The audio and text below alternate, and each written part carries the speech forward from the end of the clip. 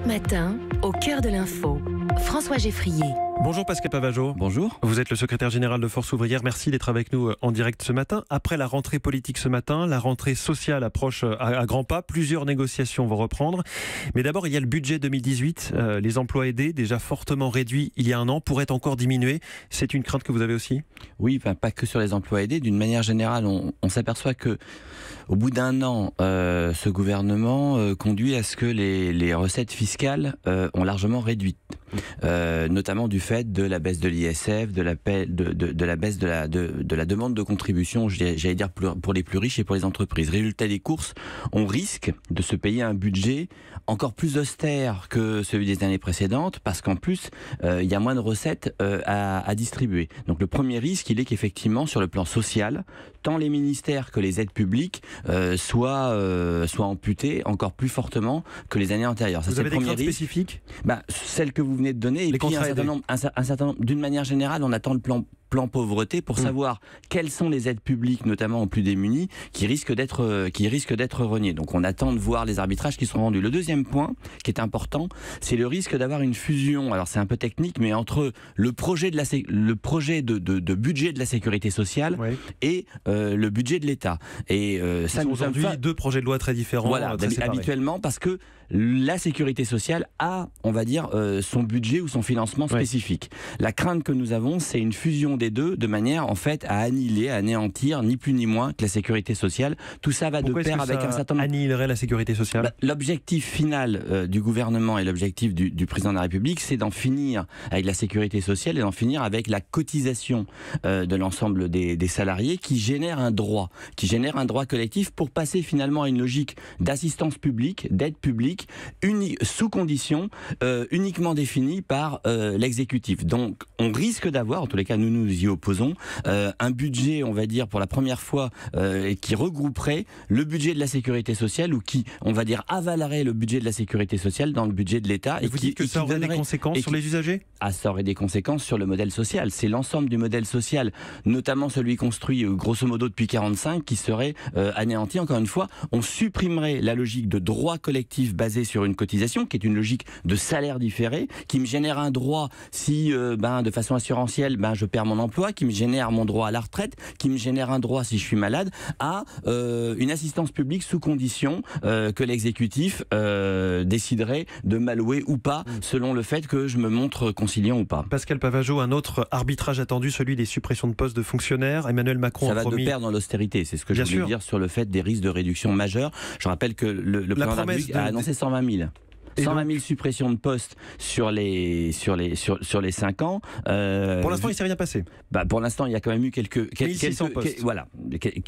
centaines de postes, c'est quand même pas rien, qui ont été supprimés. Donc si le président de la République veut tenir cet engagement, on peut craindre qu'effectivement il passe la vitesse supérieure. Maintenant, plus fondamentalement, même si évidemment nous nous battrons pour maintenir des postes là où il en faut, et il en faut à peu près partout, notamment du fait qu'on en a... Il y a des marges de négociation dans ces coupes. Aujourd'hui, franchement, on est à l'os partout. Enfin, je vois pas dans quel ministère ou dans quelle fonction publique, si vous prenez l'hôpital par exemple, on ne voit pas aujourd'hui où est-ce qu'il pourrait y avoir des effectifs pour être reniés. Vous prenez l'inspection du travail par exemple aujourd'hui, pour prendre un sujet qu'on évoque rarement, aujourd'hui l'inspection du travail c'est 30% d'activité en moins depuis maintenant à peu près 2010 du fait des suppressions d'emplois répétés, alors qu'on n'a jamais eu autant besoin d'inspecteurs du travail dans une logique où justement les gouvernements renvoient à la création de la norme ou la décision à l'échelle de l'entreprise. Donc on a pas où on peut tailler, mais le gouvernement fera ces baisses d'effectifs, vous le savez. Quelles sont les administrations que vous avez envie de préserver ? Je ne sais pas s'il les fera tant que ça. La crainte, elle est plus forte. C'est-à-dire que le gouvernement ne fasse pas finalement les 120 000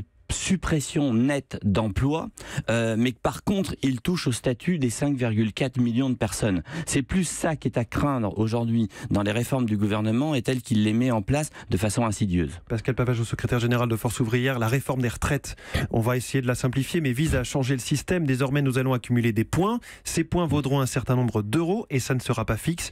La valeur du point évoluera pour que le système des retraites reste équilibré financièrement en permanence. Ça semble être la solution pour régler définitivement définitivement toutes ces réformes des retraites qu'on fait tous les 5 ans? Non, je crois pas. C'est surtout la solution pour individualiser l'ensemble du parcours et du modèle social. Aujourd'hui, l'immense crainte, c'est qu'une logique de retraite par points, qui est une logique, vous l'avez dit, de capitalisation individuelle, c'est chacun pour soi.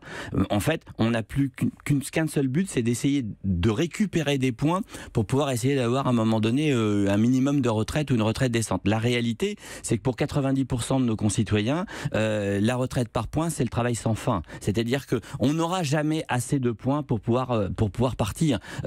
Donc le risque que l'on a aujourd'hui... Donc ce sera la fin de l'âge de départ à la retraite. Mais il n'y aura plus d'âge de départ à la retraite. Mais vous aurez 75 ans, vous aurez 80 ans, sauf que vous ferez le constat que vous n'avez toujours pas assez de points pour partir, donc vous partirez pas. La réalité qui va se passer, notamment pour les femmes, notamment pour les précaires, notamment pour ceux qui ont des carrières hachées, et malheureusement on a tous des carrières hachées à un moment donné, du fait de la maladie, du fait du chômage, du fait des aléas de la vie, c'est de se retrouver dans une situation où on n'aura pas la capacité de pouvoir prendre sa retraite. En plus, le coup de, j'allais dire le coup de génie, c'est qu'on individualise la fin du parcours parce qu'en fait c'est l'ensemble du parcours qui est individualisé.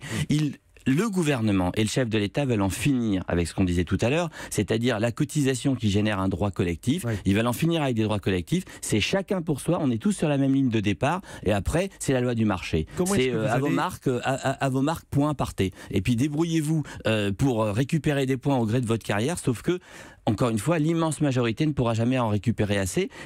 Voilà, la retraite par points, c'est le travail sans fin. La retraite par points, c'est la retraite en moins. Est-ce qu'on peut s'attendre à des manifestations, des blocages de raffineries comme en 2010 sur cette réforme des retraites? Je pense que de ce point de vue-là, vous savez que nous avons un mandat au niveau de Force ouvrière et nous travaillons avec les autres organisations syndicales et de jeunesse pour aller sur un mouvement interprofessionnel face justement à cette logique d'individualisation et de casse des droits collectifs, de déprotection liée du modèle social voulu par le chef de l'État et le gouvernement, mais sur le cas particulier des retraites, dont on attend maintenant du concret, parce que c'est ce que je vais demander au gouvernement au nom de Force ouvrière dès la semaine prochaine, c'est que maintenant on arrête le blabla et sur les généralités et on rentre dans le concret. C'est quoi leur retraite par points?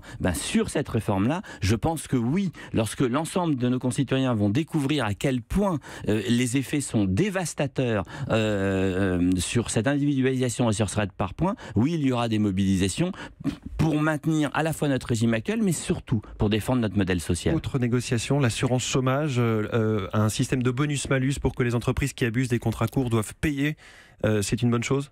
Oui, bien sûr, on le demande depuis longtemps, sauf que là, ça c'est vous qui le dites. Pour l'instant, on attend ce que le gouvernement va nous proposer la semaine prochaine ou dans les semaines à venir en matière de feuille de route. Donc il nous demande de négocier, mais pour l'instant sur une base que nous n'avons pas. Donc nous verrons bien, nous sommes libres, nous sommes indépendants. En tant qu'organisation syndicale, nous, responsables à Force ouvrière, et qui cherchent systématiquement à avoir du progrès social, on est prêt à négocier et on va faire des propositions en matière de négociation, mais si nos propositions en matière de négociation dans cette feuille de route ne sont pas retenues et qu'on nous demande de négocier la longueur de la chaîne, le poids du boulet ou la fiole d'arsenic, il est hors de question qu'on se mette à aller à négocier. Donc on verra sur pièce, sur la base effectivement de la feuille de route du gouvernement, et on se décidera au niveau du mois de septembre sur ce que nous ferons au niveau des instances de Force ouvrière, et on en discutera également avec les autres interlocuteurs sociaux, que ce soit syndicats ou patronat, parce que je rappelle que dans cette affaire, aucun des interlocuteurs sociaux n'est demandeur de cette négociation. Merci Pascal Pavageau, secrétaire général de Force ouvrière, d'être passé par le studio d'Europe 1 ce matin. Bonne journée.